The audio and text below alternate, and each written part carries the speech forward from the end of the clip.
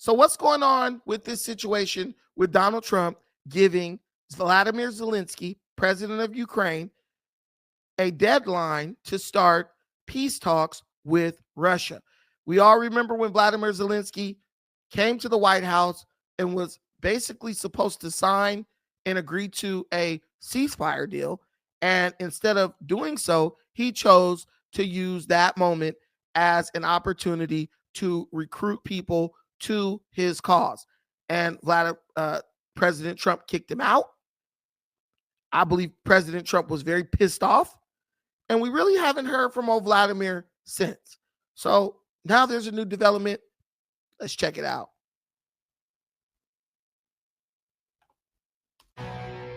Ukraine may now face a very difficult choice, either losing its dignity or the risk of losing a key partner. He'll have to like it, and if he doesn't like it, then, they should just keep fighting, I guess. At some point, he's going to have to accept something.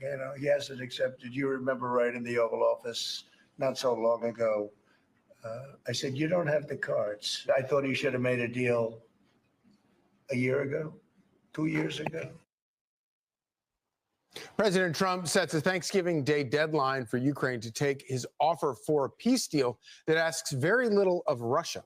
Zelensky says it forces him to choose between dignity or U.S. allyship.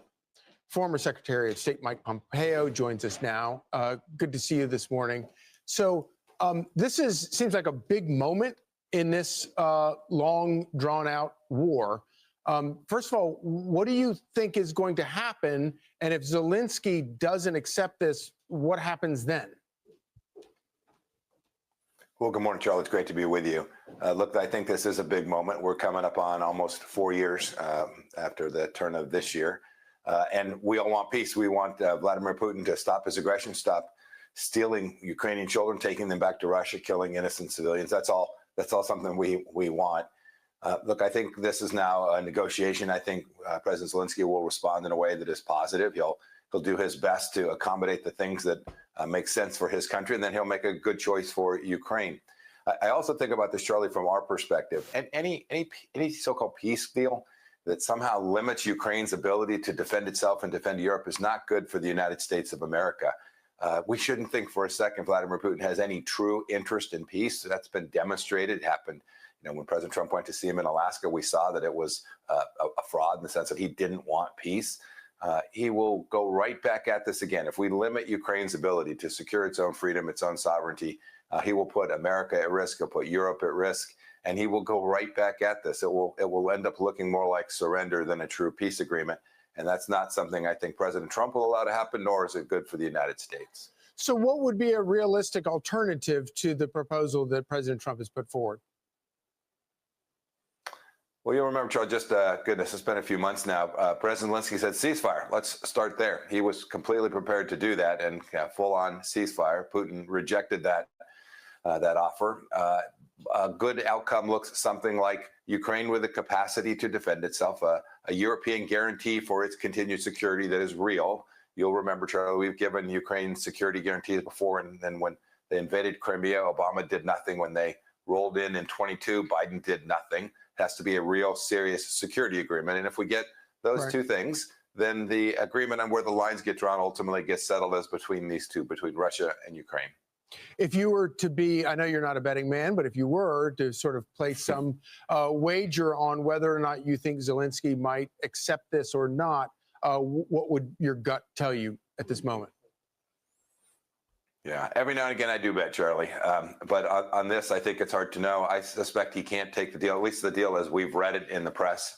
I don't know all the details. I suspect there's more to it than we've seen so far. Right. I suspect he won't accept this precisely as it's written, but he'll continue to try and improve in a way that makes it better for Ukraine, better for Europe, and better for us as well. Mike Pompeo, thank you so much for joining us, and thank you for your wisdom. I'm Steve Doocy. I'm Brian Kilmeade. And I'm Ainsley Earhart. And click here to subscribe to the Fox News YouTube page to catch our hottest interviews and most compelling analysis. Okay, so I love the questions that guy asked, Mike Pompeo. It was great when he asked him, so if Zelensky turns down the deal, what is the long-term solution?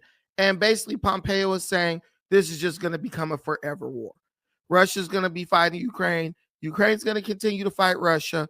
The countries from around the world will be expected to fight proxy by sending money constantly to Ukraine, and this is never going to end. Ukraine is losing the war. They're getting obliterated. They don't have a snowball's chance in hell against Russia, and it's time to make peace.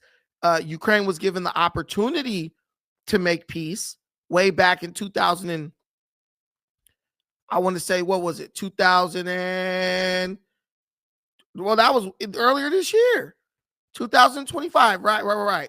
Right after Trump became president again, they gave Ukraine the opportunity to make peace. And what happened?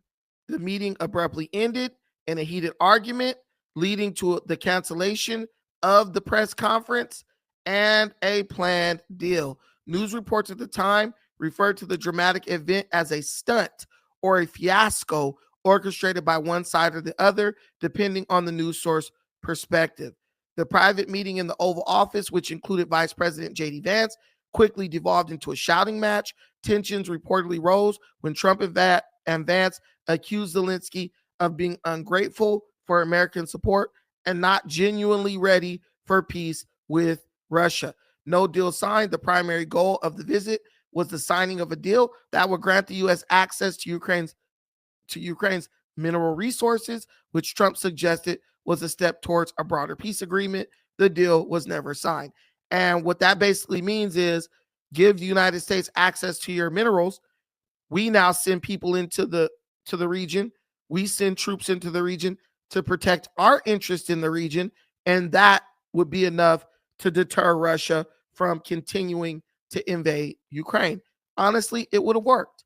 Russia does not want a war with the United States. The United States does not want a war with Russia. Russia is whooping Ukraine's butt handily, but it should not be expected for a nation of that power, that militaristic capability, to have such a hard time with a small nation such as Ukraine, right? But Ukraine is being supplied with money, resources, and weapons from countries around the world. But yeah, Zelensky didn't want to sign that agreement. And I honestly believe that the Ukrainian oligarchs had a lot to do with that. So Trump rightfully kicked his ass out. And I love the fact that Trump is like setting a deadline. He's drawing a line in the sand. He's saying, look, we're not going to support you forever. You're not going to just be here, getting money from us and resources forever. We have our own damn problems. We need to get this monkey off our back. And either you make a peace agreement or you don't. But if you don't expect our continued help and support. Something's got to give. It has to end somewhere. Biden did nothing as usual. He let Russia invade. I believe he was getting he has some type of financial benefit from that. And now Trump is putting it into the madness, or at the very least, moving America away from it. And I just love that about this leader. But thank you all for watching this. Let me know what you think about what I said in the comments.